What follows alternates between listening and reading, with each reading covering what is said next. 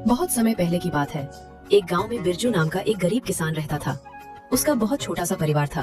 उसके परिवार में एकमात्र उसकी बेटी थी, जिसका नाम लाली था। बिरजू ने बहुत ही शौक से लाली को शहर में पढ़ने के लिए भेजा था।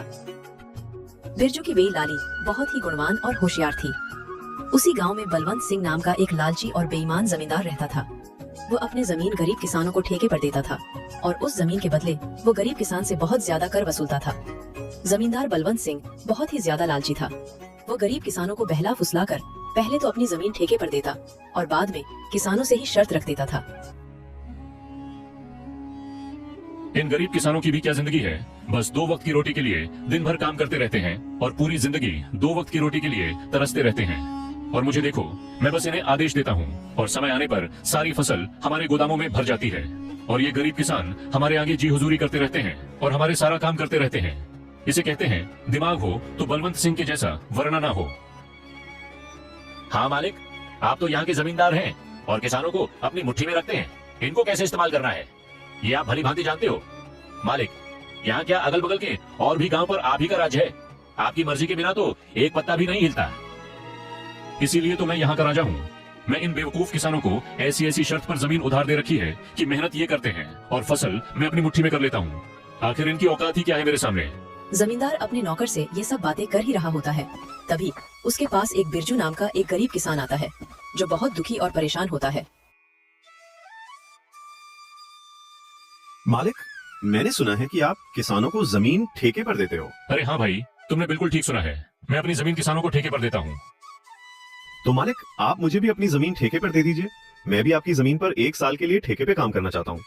मेरा नाम बिरजू है और मैं पास के ही गांव बसंतपुर में रहता हूँ। अच्छा ठीक है बिरजू, मैं तुम्हें अपनी जमीन ठेके पर दे दूंगा, लेकिन मैं अपनी जमीन ठेके पर देने पहले से पहले कुछ शर्त रखता हूँ। ठीक है मालिक, मैं आपकी शर्त मानने के लिए तैयार हूँ। बताइए आपकी क्या शर्त है। शर्त यह है कि तुम्हें मेरी जमीन पर काम करना होगा और 1 साल के बाद उस जमीन पर जो भी फसल उगेगी उसका आधा हिस्सा तुम्हारा होगा और आधा हिस्सा मेरा होगा। जी ठीक है मालिक, मुझे आपकी शर्त मंजूर है। जमींदार से जमीन की कागजी कार्रवाई करने के बाद बिरजू अपने घर चला जाता है और अगले दिन खेती करने के लिए उस खेत में पहुंच जाता है। चलो, अब जमींदार साहब से जमीन तो ले ली है, अब इसमें खेती करना शुरू कर देता हूँ। उम्मीद है इस जमीन पर अच्छी फसल होगी। मुझे इस जमीन पर बहुत मेहनत करनी होगी, तभी मेरे लिए कुछ बच पाएगा। बिरजू उस खेत पर दिन रात मेहनत करके फसल उगाता है।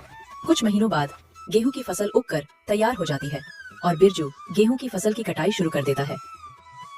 बिरजू के उगाए हुए फसलों की खबर जमींदार बलवंत सिंह के कानों तक पहुंचती है।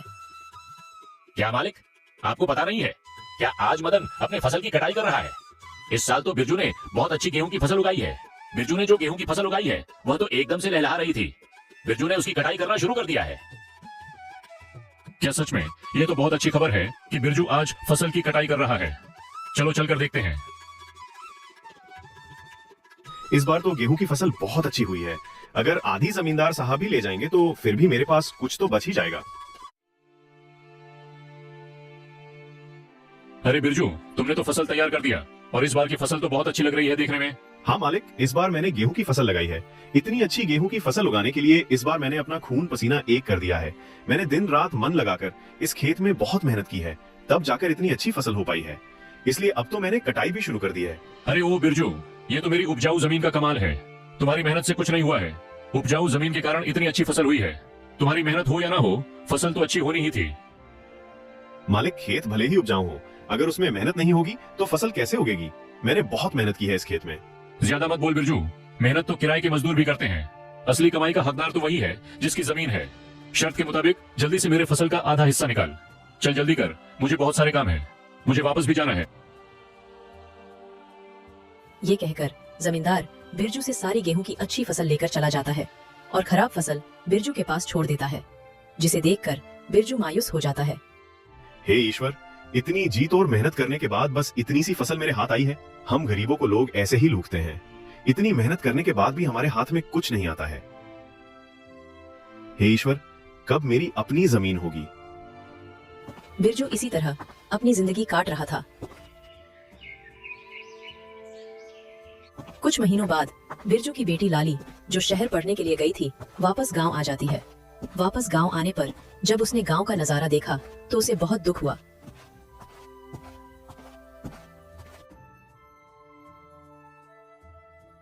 पिताजी, हमारे गांव का ऐसा हाल क्यों है? गांव के सभी लोग दुखी और परेशान नजर आ रहे हैं। आखिर बात क्या है? लाली बेटा, इस गांव में गरीब किसान की यही किस्मत है। जमींदार बलवंत सिंह जैसे लोग हमारी गरीबी का फायदा उठाते हैं। मेहनत हम करते हैं और उसका फायदा जमींदार बलवंत सिंह जैसे लोग खा जाते हैं। हमारे पास ना अपनी जमीन है और ना अधिकार। हम गरीब किसान बस मेहनत करते हैं और भूखे रहते हैं। किसानों की ऐसी दयनीय स्थिति को सुनकर लाली बहुत दुखी हो जाती है। पिताजी, आप चिंता मत कीजिए। अब मैं आ गई हूँ और यह अन्याय अब और नहीं चलेगा।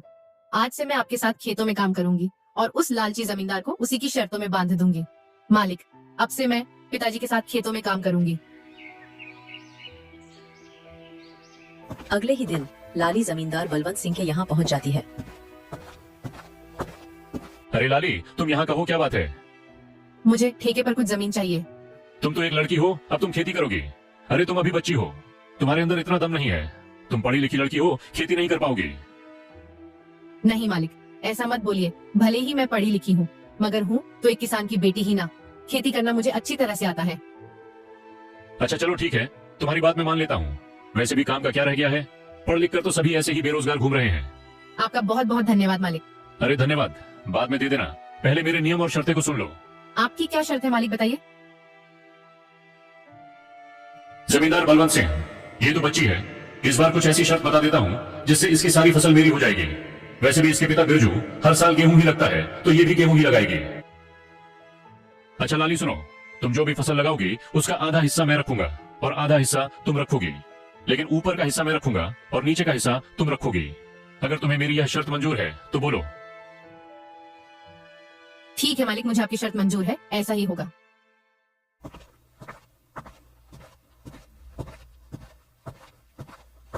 अगले दिन से लाली अपने पिता के साथ खेतों पर काम करना शुरू कर देती है। लाली ने इस बार धान की बजाय आलू की फसल लगाई और कुछ महीने बाद फसल तैयार हो गई। आलू की फसल इस बार बहुत अच्छी हुई थी। अब लाली और उसके पिता दोनों खेत से आलू की फसल निकालने लग जाते हैं।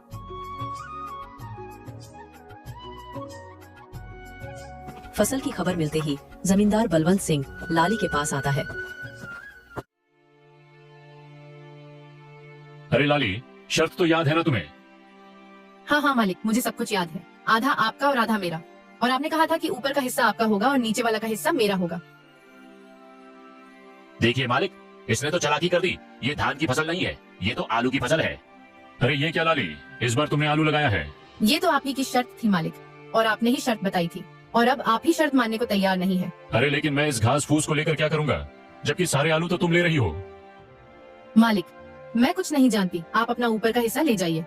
इस तरह अपनी चालाकी दिखाते हुए लाली ने बेईमान जमींदार को मुंह तोड़ जवाब दिया और सभी आलू लेकर घर आ गईं और घास फूस जमींदार के हिस्से छोड़ आईं। मालिक, पूरे गांव में आज तक किसी ने भी आपसे चालाकी दिखाने की हिम्मत नहीं की, और ये बिरजू की बेटी लाली इतनी आसानी से आपको बेवकूफ बना गई। अरे ये बिरजू की बेटी मुझे क्या बेवकूफ बनाएगी? आने दो, इससे अगली बार उसे ऐसा सबक सिखाऊंगा कि मुझसे उलझने की कोशिश नहीं करेगी। कुछ दिनों के बाद लाली दोबारा जमींदार के घर जाती है। कैसे है मालिक? अरे लाली, फिर से तुम कहो, क्या चाहिए तुम्हें? आपकी जमीन ठेके पर चाहिए थी। ठीक है, मैं तुम्हें अपनी जमीन ठेके पर दे दूंगा, पर मेरी इस बार की शर्त भी कान खोलकर सुन लो लड़की। इस बार तुम्हारी कोई चालाकी नहीं चलेगी लड़की। इस बार नीचे का हिस्सा मैं लूंगा और ऊपर का हिस्सा तुम्हारा होगा। क्या तुम्हें मेरी यह शर्त मंजूर है? मालिक, मुझे आपकी शर्त मंजूर है। मालिक, इस बार फसल के ऊपर का भाग मेरा ही होगा। इस तरह लाली जमींदार से बात करने के बाद घर आ जाती है। इस बार भी लाली दोबारा खेती करने की तैयारी में जुट जाती है। लाली इस बार गेहूं की फसल लगाती है। कुछ दिनों बाद गेहूं की फसल काफी अच्छी उगाती है। अरे वाह, इस बार तो गेहूं की फसल खूब अच्छी दिख रही है। मजा आ गया। आने दो उस बेईमान जमींदार को, तब उसे मजा चखाती हूँ। कुछ दिनों के बाद जमींदार लाली के पास आता है। जैसे ही जमींदार लाली के खेत के पास पहुंचा तो गेहूं की फसल देखकर उसका तो दिमाग ही चकरा गया। अरे ये क्या, इस लाली ने तो इस बार गेहूं की फसल लगा दी है। ये लड़की तो जितना मैं सोच रहा था उससे कहीं होशियार निकली। प्रणाम मालिक, कैसे हैं? आप ठीक तो है ना? देखिए मालिक, इस बार मैंने गेहूं की फसल लगाई है और आपकी शर्त के अनुसार फसल के ऊपर का हिस्सा मेरा होगा और नीचे का हिस्सा आपका होगा। इस तरह अपनी चतुराई से लाली ने दोबारा जमींदार बलवंत सिंह को मूर्ख बना दिया और जमींदार एक बार फिर से धोखा खाकर गुस्से से तिलमिला गया। अरे मालिक, उस पिद्दी सी लड़की का दिमाग तो देखिए। आप जैसे इतने बड़े चालबाज जमींदार को उसने फिर से मूर्ख बना दिया। तुम सही कह रहे हो झुमरू, मैं तो उसे बच्ची ही समझ रहा था और उस बच्ची ने मुझे फिर से मूर्ख बना दिया। अगली बार उसे आने दो, फिर उसे बताता हूँ कि जमींदार बलवंत सिंह क्या चीज है। लाली ने गेहूं की फसल की कटाई की और सारी फसल अपने घर ले आई और उस फसल का कुछ हिस्सा लाली ने गांव के जरूरतमंद लोगों में बांट दिया। लाली और बिरजू दोनों बहुत ही खुश थे। कुछ दिनों बाद फिर से फसल उगाने का समय आ गया।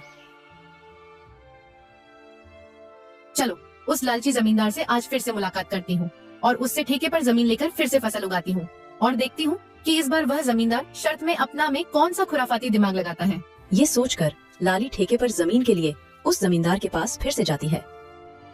अच्छा, तो तुम मुझसे मिलने के लिए फिर से आ गई। देखो लड़की, तुम मुझसे ज्यादा होशियार बनने की कोशिश मत करना। मैं भी जमींदार बलवंत सिंह हूँ। मुझे होशियारी नहीं आती है मालिक, मैं तो एक गरीब किसान की बेटी हूँ। होशियार तो आप लोग हैं जो गांव के गरीब किसानों की मजबूरी का फायदा उठा रहे हैं। अपनी जुबान पर काबू रखो लाली। ये तुम क्या बोले जा रही हो? जिस काम के लिए आई हो वो बात करो। यहाँ ज्यादा ज्ञान बांटने की जरूरत नहीं है। ठीक है मालिक, चलिए काम की बात करते हैं। मुझे इस बार भी आपकी जमीन ठेके पर चाहिए। बताइए मालिक, इस बार आपकी क्या शर्त है? हाँ, शर्त तो है। तू खुद को बड़ा होशियार समझती है ना लड़की। इस बार फसल का ऊपर का और नीचे का हिस्सा मेरा होगा और बीच का हिस्सा तेरा होगा। अब बोल, क्या तुम्हें मेरी ये शर्त मंजूर है? बिल्कुल मंजूर है मालिक, जैसा आप कहें। अच्छा ठीक है मालिक, तो अब मैं चलती हूँ, मुझे फसल उगाने की तैयारी भी करनी है। लालची जमींदार की बात मानकर लाली अपने घर चली जाती है और वो फिर से फसल उगाने की तैयारी में लग जाती है और इस बार वो गन्ने की फसल लगाती है। लाली ब्या, इस बार तुमने खेत में कौन सी फसल लगाई है? पिताजी, इस बार मैंने गन्ने की फसल लगाई है। फसल काफी अच्छी हुई है। इस बार भी आमदनी अच्छी होगी पिताजी। ये तो बहुत अच्छी बात है बेटा, तुम बस ऐसे ही मेहनत करती रहो। कुछ महीनों बाद लालची जमींदार और उसका नौकर दोनों लाली के पास आते हैं। मालिक, इस बार तो लाली का दिमाग ही चकराने वाला है। इस बार तो आपने शर्त ही ऐसी रखी है, ऊपर का हिस्सा आपका और नीचे का भी हिस्सा आपका। तुमने बिल्कुल सही कहा झुमरू। इस बार मैंने अपने दिमाग का 100% उपयोग करके ब्रह्मास्त्र छोड़ा है। मैं भी अब देखता हूँ वो किसान की बेटी लाली कैसे बचती है। इस तरह दोनों बातें करते हुए खेत के पास पहुंच जाते हैं और जैसे ही वो खेत के पास पहुंचते हैं तो देखते हैं कि इस बार लाली ने गन्ने की खेती की है। मालिक, ये लाली तो आपकी भी अम्मा निकली। देखिए जरा, इस बार उसने कौन सी फसल लगाई है। अरे ये क्या, इस लाली में तो इस बार गन्ने की फसल लगाई। अब बताओ भला, ऊपर का और नीचे का हिस्सा मेरा होगा और बीच का हिस्सा उसका होगा। मतलब इस बार भी मेरे हिस्से में घास फूसी आनी है। मैं इस बार भी बेवकूफ बन गया, मान गया इस किसान की बेटी के दिमाग को।